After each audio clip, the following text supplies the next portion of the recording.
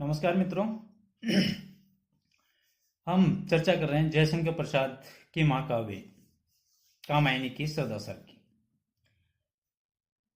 पिछली कड़ी में हमने जाना कि मनु को श्रद्धा समझाती है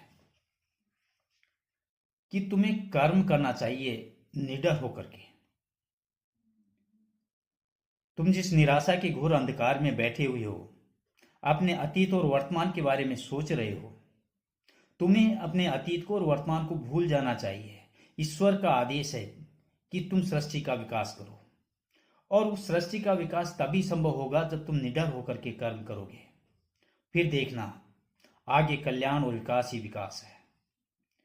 तुम अपने जीवन को इतने शक्तिशाली का केंद्र बना लो कि जिसके कारण संसार में फैली हुई समस्त संपत्ति और संपदा तुम्हारे कदमों में आ पड़े। मनु को समझाती हुई श्रद्धा कहती है कि उस ईश्वर की आवाज सुनो। उस ईश्वर का कल्याणकारी संदेश है कि शक्तिशाली बनो और विजयी बनो। और ये कब संभव होगा? जब तुम अपने मन में एक ताकत और हिम्मत, एक आशा का संचार करोगे, भविष्य के प्रति आशान्वित रहोगे, अपने मन में आने वाले बुरे विचारों को त्याग दोगे।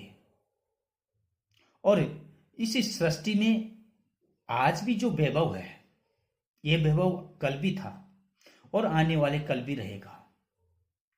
देवताओं ने इसका दुरुपयोग किया, वासना में लीन रहे, सौंदर्य का दुरुपयोग किया, यौवन का दुरुपयोग किया, और उस दुरुपयोग के कारण ये सृष्टि, ये प्रकृति तो यहीं की यहीं रह गई, लेकिन उनका विनाश हो गया। आप और हम मिलकर एक ऐसी मानव संतति का विकास करेंगे जो कुछ पीछे छूट गया है।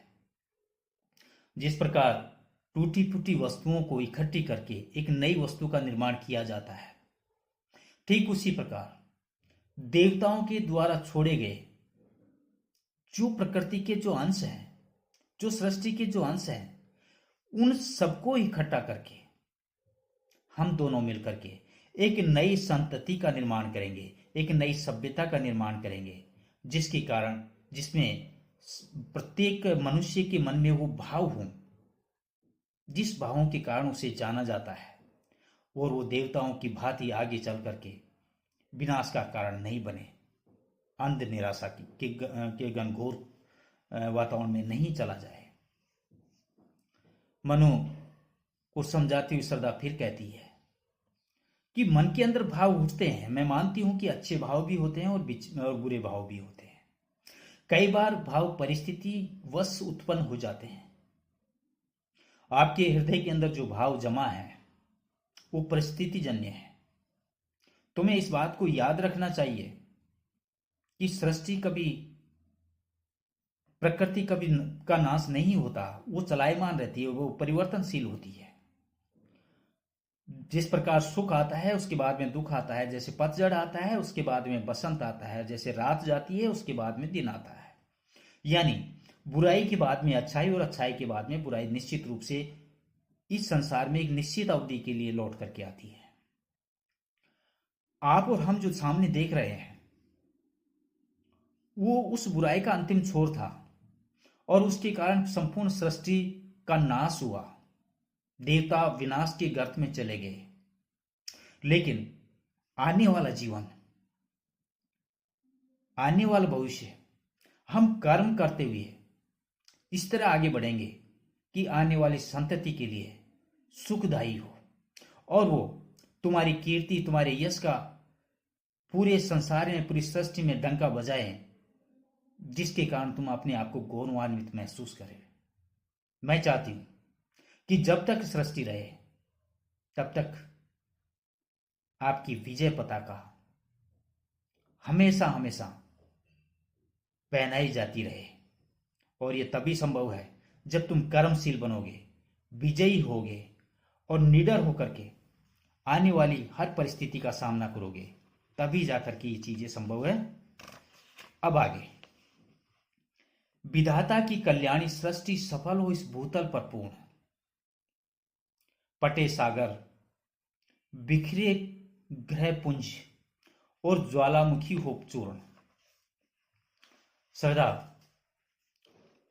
मनु को विश्वास दिलाती हुई, एक आशा का संचार करती हुई कहती है कि इस पृथ्वी पर विधाता की कल्याणी सृष्टि सफल हो, इस भूतल पर पूर्ण, कि इस पृथ्वी पर भगवान की मंगलमय सृष्टि को पूर्ण सफलता मिले।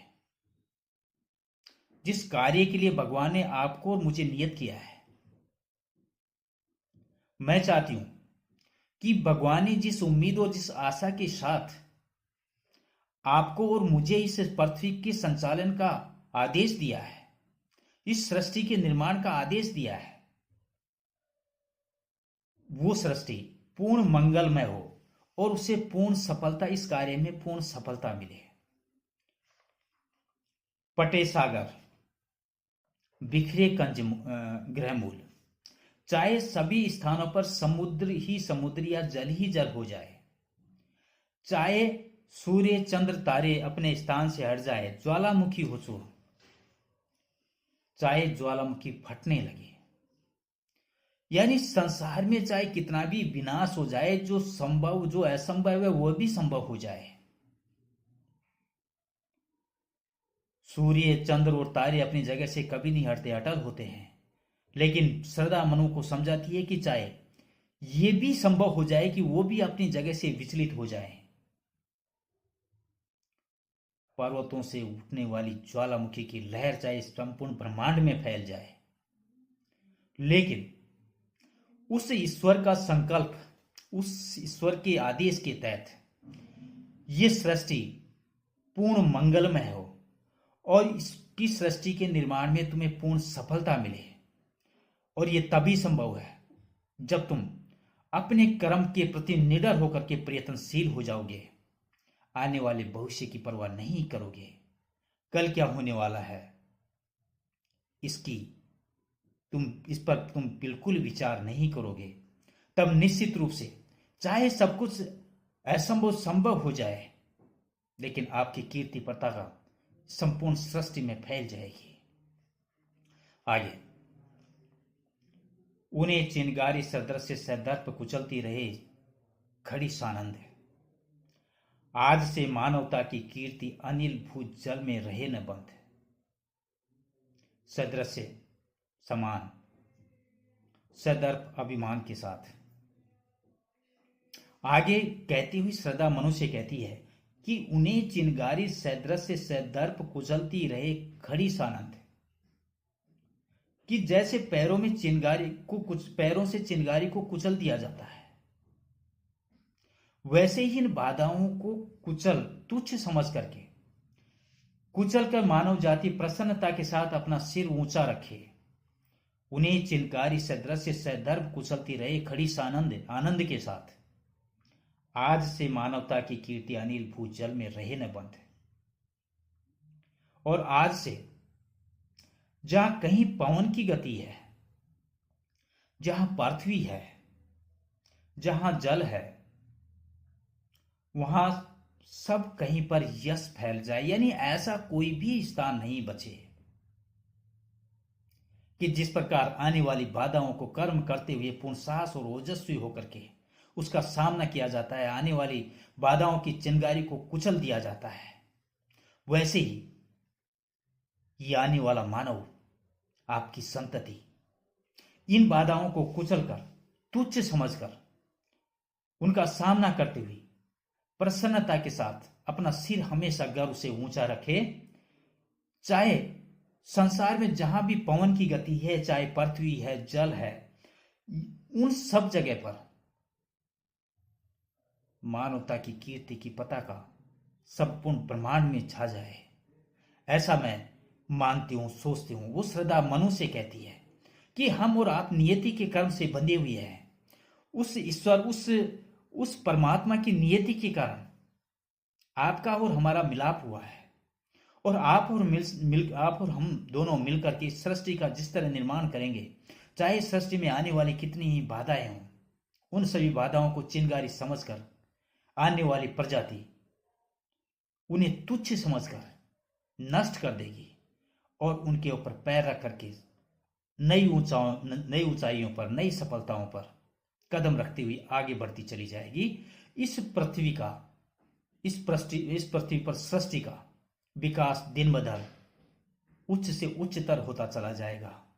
चारों तरफ तुम्हारी शौर्य गाथाएं गाई जाएंगी, तुम्हारी विजय पताका फहराई जाएगी, और चारों तरफ आने वाली सृष्टि जिसको हम भावनाओं और हृदय के बीज बोएंगे, जिनके अंदर एक अच्छाइयों के बीज उनके अंदर पनपाएंगे, जिसके कारण वो बीज एक दिन बड़े होकर के वृक्ष बन करके फल देंगे, और वो फल भी इस संसार को सुख और प्रसन्नता प्रदान करने वाले होंगे। ऐसा श्रद्धा मनुष्य कहती है, और उनके अंदर नए यौवन का संचार करती है। संसार को चलाने की एक ऊर्जा का संचार उनके हृदय के अंदर करती है। उन्हें ये विश्वास दिलाती है कि कदम कदम पर तुम्हारे साथ मैं खड़ी हूं। उन्हें ये कहती है कि मैं किसी स्वार्थ के बिना निस्वार्थ भाव से अपने आप को तुम्हारे चरणों में रखती हूं। मैं इस सृष्टि के योगदान में, इस सृष्टि के विकास में अपने आप को समर्पित करती हूं तुम्हारे लिए। मैं इस संसार सागर को पार करने के लिए जिस नाव के ऊपर तुम बैठे हो, उस नाव में को चलाने के लिए पतवार की तरह हर सुख दुख, हर क्षण छाया की तरह मैं हमेशा तुम्हारे साथ बनी रहूंगी। तुम्हें अकेलापन महसूस करने की आवश्यकता कभी नहीं होगी।